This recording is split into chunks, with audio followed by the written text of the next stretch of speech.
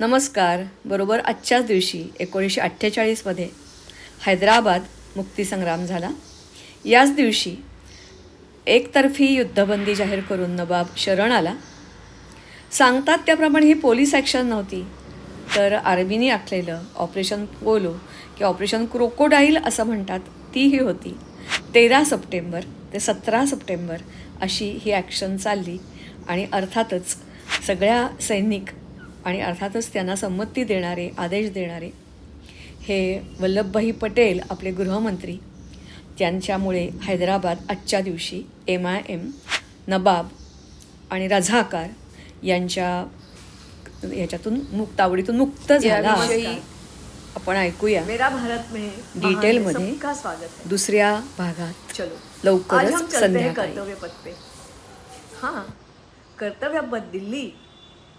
पंतप्रधान मोदी जी ने कहा है कि इसके आगे सेंट्रल विस्टा, हमारा लोकशाही का जो मंदिर है, लोकसभा, उसमें जाने का जो रास्ता है वो अभी राजपथ नहीं, अभी कर्तव्य पथ बनेगा. उनका जो भी कुछ भाषण है उसमें से मेरे समझ में इतना ही आया कि हम सब लोगों ने हमारे कर्तव्य पथ के ऊपर चलना चाहिए, और वो ही प्रयास आज हम करने वाले हैं. हम हर एक व्यक्ति अलग है और उसका कर्तव्य भी अलग है. हर एक का ये भी कर्तव्य है कि जो खुद को पता है वो और लोगों को दे. ये ज्ञान है, माहिती भी, मतलब इन्फॉर्मेशन भी है और ज्ञान भी है, और जो देश के हित का है. वैसे ही आज हम प्रयास कर रहे हैं. आज हम आपको लेकर जा रहे हैं हैदराबाद. अभी का हैदराबाद नहीं, 1947 का हैदराबाद. आपको लगता होगा तभी तो स्वातंत्र्य दिन उधर भी मनाया जा रहा होगा, जैसे लाल किले पे मनाया जा रहा था. ये आपकी गलत फहमी है. हैदराबाद वाले इतने फॉर्चुनेट नहीं थे. हैदराबाद मतलब खाली सिटी नहीं, तभी का हैदराबाद स्टेट जो था उसमें से कोई भाग बाद में कर्नाटक में आ गया, कोई महाराष्ट्र में मराठवाड़ा जो भाग है उधर गया, कोई हिस्सा आंध्र प्रदेश और अभी तेलुगु देशम, ये सारे प्रांतों में ये हैदराबाद स्टेट फैला हुआ था. और वो लोग इतने फॉर्चुनेट नहीं थे कि 1947 में उनको 15 अगस्त को स्वतंत्रता मिली. तभी क्या चल रहा था, और यह हैदराबाद स्टेट बाद में भारत में कभी आ गया, वो तारीख है इसी महीने 17 सितंबर 1948. ये उनका स्वातंत्र्य दिन है. वैसे तो हमारे रेस्ट ऑफ द इंडिया में जो मूवमेंट चली थी उसका बहुत बहुत बहुत कम प्रतिशत इधर उधर की कांग्रेस भी अलग थी. गोविंद भाई श्रॉफ और उधर के जो नेता थे रामानंद तीर्थ, वो प्रयास जरूर कर रहे थे. फिर भी ये जो संस्थान है उसका अली खान जहाँ 7, ये जो नवाब था, ये नवाब पहले से ही तय करके रखा था कि नहीं, मुझे अलग रहना है. जब भी लाहौर का अधिवेशन हो गया और उसमें पाकिस्तान की मांग हो गई, तब भी से इसने तय किया था कि पाकिस्तान अब भी जो है वैसे नहीं, पाक का जो उनको कल्पना थी वो बहुत अलग थी. तो ये जो हैदराबाद का अली खान जहाँ है वो चाहता था कि मुझे अलग रहना है. इतना ही नहीं, हो सकता है तो पाकिस्तान में भी उसका विलय करना था. इसके लिए उसने तैयारी कभी की शुरू कर दी थी. वो अकेला भी नहीं था.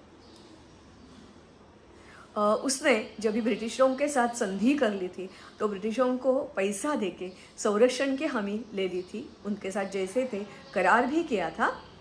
और अपने स्टेट में उसने बहुत सारे, टपाल उसका अलग था, रेलवे अलग थी, रेलरोड ट्रांसपोर्ट अलग था, और उसमें करेंसी भी अलग थी. उसने हॉस्पिटल बनवाए थे और विद्यापीठ भी उधर के थे, वो अलग थे. और वो अकेला नहीं था, उसके साथ और भी लोग मिले हुए थे. मतलब जैसे पाकिस्तान और भारत, ये 2 हिस्सा बंटवारा होने का तय हो गया, वैसे ही जीना ने बोलना शुरू कर दिया. जो भी कोई मुस्लिम उधर जाना चाहते थे पाकिस्तान, उन्होंने जीना ने बोलना शुरू कर दिया. उनको बंदी लगाई और उनको बोला जाओ हैदराबाद जाओ. क्यों? क्योंकि हैदराबाद हिंदू बहुल स्टेट था. और ये जो अली खान जो है जहाँ वो चाहता था, नवाब चाहता था कि ऐसा नहीं हो सकता। जब ये 1857 का बंड हो गया तभी दिल्ली में किसका राज था? हमारा ही राज था। हम संख्या में बहुत कम क्यों न हो, रूल करने का हमको ही हक है, और ये जो काफिर है इनको अलग रहने का अधिकार है ही नहीं। तो इसने तय किया था, प्लान बनाया था कि उसकी जो सीमाएं हैं वो पूरब और पश्चिम समुद्र किनारे तक बढ़ाना चाहता था, और दक्षिण से कन्याकुमारी से लेकर दिल्ली तक ये अपना जो संस्थान है इसकी सीमा बढ़ाना चाहता था, और उधर अलग से राज स्थापन करना चाहता था। उसको जैसे जिन्ना का उल्लेख किया वैसे और उसके साथ कौन मिले थे? तो रज़ाकार उसके प्रमुख थे, ये कासिम रिजवी, और इनका सेंटर कहाँ था? लातूर में, मराठवाड़ा में था। और ये जो ये खान नवाब था उसकी फौज तो खाली 25,000 ही थी। फिर भी ये जो रज़ाकारी है वो कट्टर मुस्लिम थे, और उनके हाथ में 2 लाख की फौज थी, 2 लाख की फौज थी। और उनको प्रशिक्षण और शस्त्र देने का जिम्मा ये नवाब ने उठाया था। उनके साथ और भी एक था, वो मोहम्मद नवाज खान उसका नाम था, और वो MIM 1926 में इसकी स्थापना की थी। ये भी बहुत कड़वे मुस्लिम थे, और ये सारे जुट गए थे कि उधर के हिंदू कैसे भगाए दिए जाए या उनको कन्वर्ट किया जाए। इसके लिए उन्होंने और भी एक किया था, और ये दीनदार अंशुमन सलार नाम का एक उसकी नेमणूक की थी। उसके साथ और भी सारे बहुत लोग दिए थे, और सारे लोग छोटे छोटे ग्रामों में जाके, जो गरीब लोग हैं, जो ज़्यादा पढ़े लिखे नहीं हैं और उनको लगता था इजी टारगेट हो सकते हैं, उनको 2 ही बातें बताते थे। एक, हैदराबाद छोड़ के चले जाना, नहीं तो कन्वर्ट होना। बहुत ज़ोरों से ये शुरू था। 46 से लेके ये ज़्यादा एक्टिव हो गए, क्योंकि ये नवाब ने बहुत सारे शस्त्र, कोई शस्त्र गोवा के पोर्तुगीज हैं उनसे मंगवाए थे, कोई अफ्रीका से मंगवाए थे, और कोई ब्रह्मदेश से भी मंगवाए थे, और पाकिस्तान को करोड़ों रुपयों का ऑर्डर दिया था। करोड़ों रुपए भेजे थे, और ये सारे शस्त्र एयर ड्रॉप हो रहे थे, हो गए थे, होने वाले थे। ये सारे शस्त्र ये 25,000 नवाब की फौज, MIM के कार्यकर्ते, और ये जो रज़ाकार है वो रज़ाकार, सबसे ज़्यादा जुल्म ये रज़ाकारों ने किया। जब भी हम दिल्ली में लाल किले पे स्वतंत्रता की बात कर रहे थे, तभी उधर हमारे हिंदू बहुत उनको कष्ट हो रहा था। परिवर्तन तो है ही है, बलात्कार हो रहे थे, और कैसे बोलूँ, मुझे बोलना भी शर्म आएगा, ऐसी सारी बातें चल रही थी। कितने सारे 370 गांव पूरे के पूरे जला दिए थे। उनको पाबंदी थी, वो अपने घर में शरणवार कुछ नहीं कर सकते थे। जो हम सड़ा रंगोली बोलते हैं उसके लिए भी पाबंदी थी, कर बहुत थे। और ये जो नवाब है, ये नवाब हैदराबाद रीचेस नहीं था, नवाब रीचेस था। कैसे? इसकी जो सारी, जब भी मैंने वैसे बताया, मराठवाड़ा, कर्नाटक, गोवा का कुछ हिस्सा, कर्नाटक, आंध्र प्रदेश, तमिलनाडु, इसमें से 30% लैंड इसकी थी। और दूसरी बात यह है कि ये जो था, ये उसकी जो कारखानदारी जो छोटी मोटी थी उसमें 50% भागीदारी इसकी थी। इतना ही नहीं, इसका कारण हम बाद में देखेंगे। और इसके लिए जब भी एक तरफ ये युद्ध की तैयारी कर रहा था और दूसरी तरफ दंगे धोपे रोज, जैसे हम अभी टीवी पे देखते हैं, घर जलाना, बस जलाना, जो भी कुछ है वो हिंदू लोगों के ऊपर अत्याचार बहुत पैमाने पे चल ही रहा था। फिर भी ये और इसका पंतप्रधान नेहरू जी और माउंटबेटन के साथ बोलने भी कर रहा था, उनको गुमराह करने की कोशिश भी कर रहा था। इतना भी नहीं, उनको ये भी बोल रहा था कि कश्मीर में जैसे अपने फौज घुसाई है वैसे हमारे यहाँ आ गई तो आज जो देखते हैं उससे भी ज़्यादा दंगे इधर हो जाएंगे, और रक्त मांस का इधर खच, मतलब मराठी में हम खच बोलते हैं, मुझे हिंदी तो इतनी ज़्यादा अच्छी नहीं आती है, फिर भी जहाँ देखोगे वहाँ यही दृश्य आपको दिखाई देगा। ऐसी धमकी भी दे रहा था। ये सारी बातें हमारे जो गृह मंत्री है वो बहुत सुन के बेचैन होते थे, और वो बोलते थे कश्मीर तो बॉर्डर है, ये तो हमारे पेट में अल्सर होने जैसा है, और अल्सर का इलाज एक ही होता है, ऑपरेशन। तो इसको ऑपरेशन ही करना चाहिए। किसी का ना मानते हुए उन्होंने जो लश्कर के जनरल थे प्रमुख चौधरी, उनके साथ बात करनी शुरू कर दी। उन्होंने बोला, ग्रीन सिग्नल दे दिया, और उनको बोला कि सदर्न कमांड है, it is quite capable, they are quite capable people to take care of Hyderabad.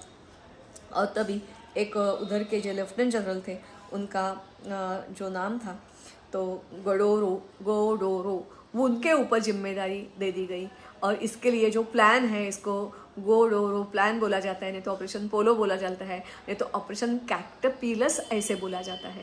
ये प्लान क्या था, तो हमारी आर्मी और हमारी एयरफोर्स, उसमें गुरखा थे, पूना हॉर्स था, फील्ड बैटरी थी, आर्टिलरी थी, इंजीनियर्स थे, इन्फेंट्री थी, स्ट्राइक पोस्ट था, क्लाइवरली थी, पंजाब, गुरखा, डोगरा, पैराफील्ड रेजिमेंट और जोधपुर, उनकी जो सिख रेजिमेंट, ये सारी रेजिमेंट तैयार थी और सब राह देख रहे थे। हमको मूवमेंट एक चाहिए थी, हमको कुछ ऐसा एक मौका चाहिए था कि हम इसके ऊपर हल्ला कर दें।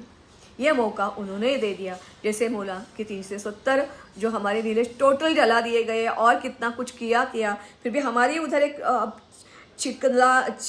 चिलकाड़ू करके एक छोटी सी पोस्ट थी।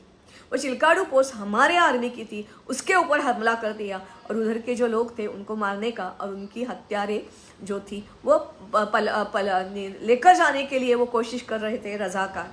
तभी हमारी सेना ने उनको रोक दिया। इतना ही नहीं, उनको ढकेल दिया। उनका एक रणगाड़ा, बहुत सारी उनके पास से सामान वो भी जब्त कर लिया और 13 सितंबर को हमने कार्रवाई शुरू कर दी।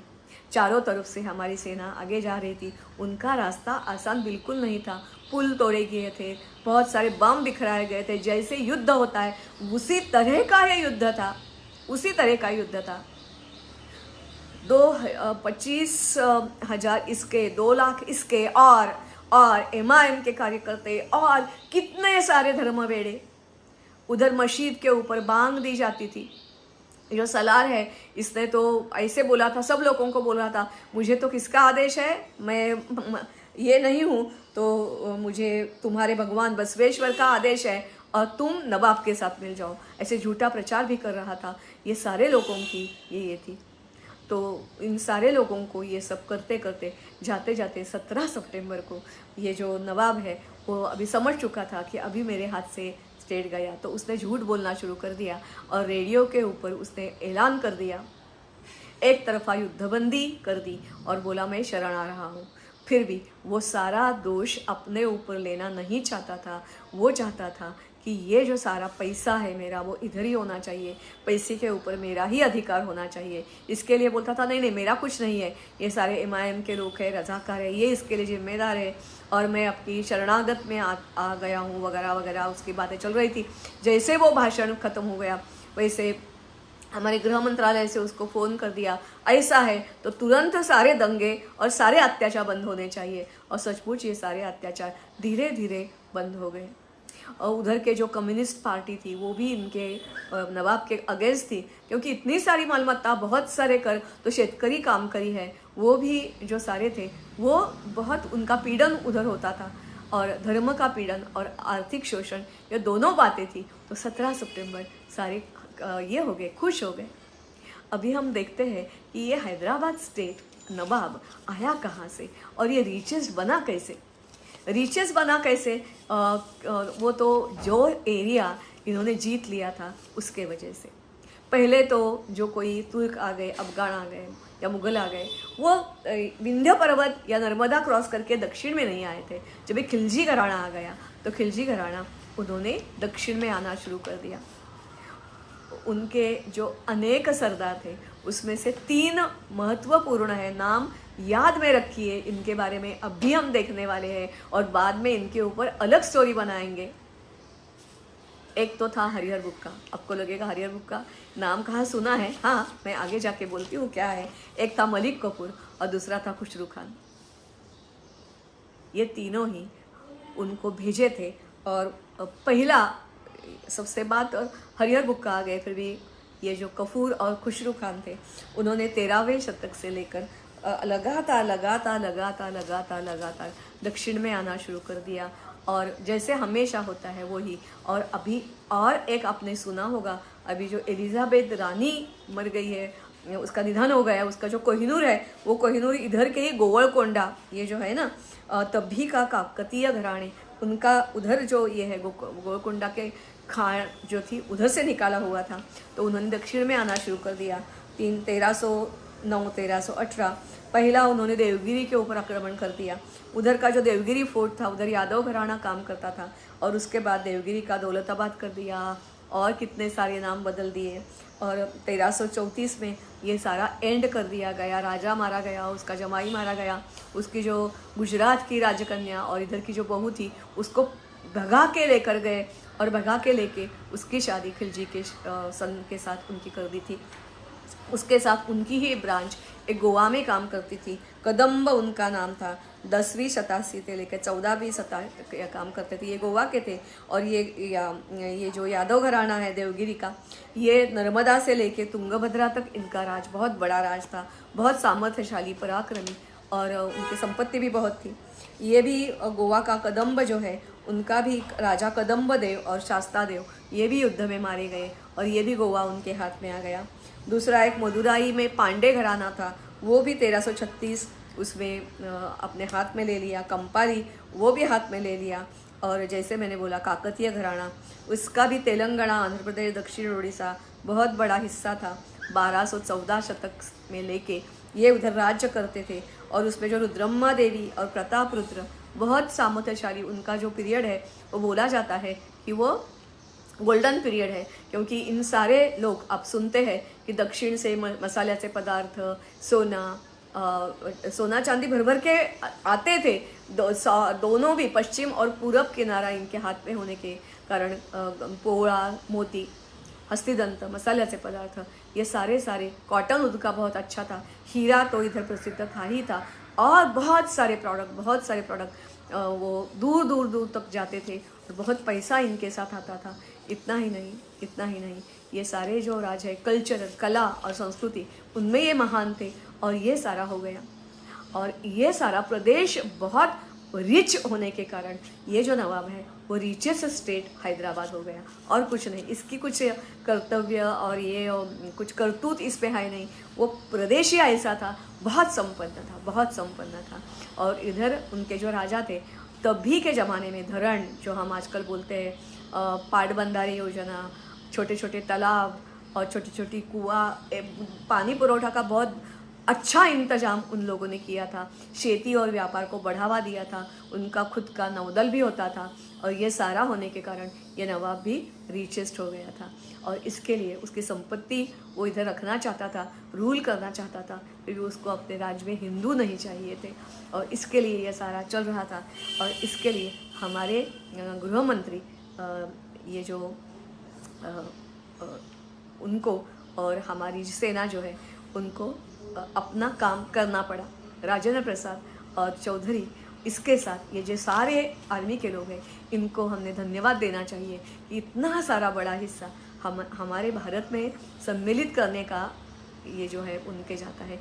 एक बात तो मैंने बीच में ही छोड़ दी, खुसरू खान और मलिक कपूर और ये जो हरिहर बुक्का का मैंने उल्लेख किया, इनकी और भी सरदार बहुत थे। ये मलिक कपूर और खुसरू खान और देवल देवी जो यादव घराने से भगा कर लेकर गए थे, उन्होंने रिवॉल्ट किया था, बगावत की थी दिल्ली, और कुछ दिन दिल्ली पे राज भी किया था। वो बाद में हम स्टोरी सुनेंगे। हरिहर बुक्का दक्षिण से, और ये तीनों भी, और भी एक है बात कि ये तीनों हिंदू थे। कपूर और खुसरू खान भी हिंदू थे। उनको दिल्ली में लूट लेकर गोवा जब भी आया था तभी लेकर गए थे और उनको कन्वर्ट किया था।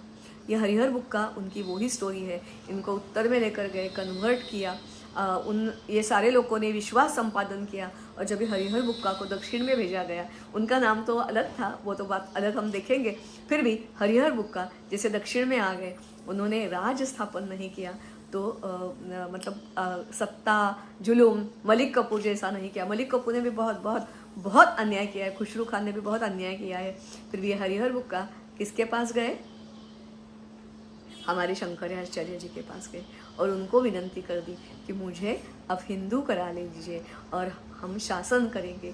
तो उसमें से जो साम्राज्य हो गया, सबको पता है, रिचेस्ट रिचेस्ट रिचेस्ट, याद आ गया कुछ? विजयनगर साम्राज्य। ये विजयनगर साम्राज्य इन्होंने बाद में इधर बनाया।